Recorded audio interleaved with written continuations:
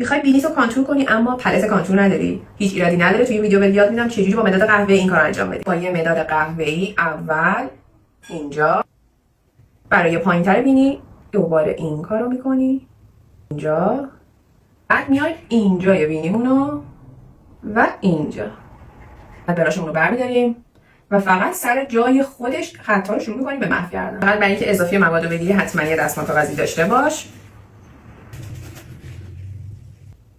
بقیه‌اشو با انگشتات هم میتونی فید کنی.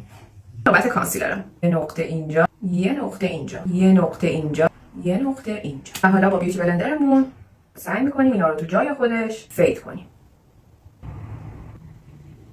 و دوباره انگشتمون.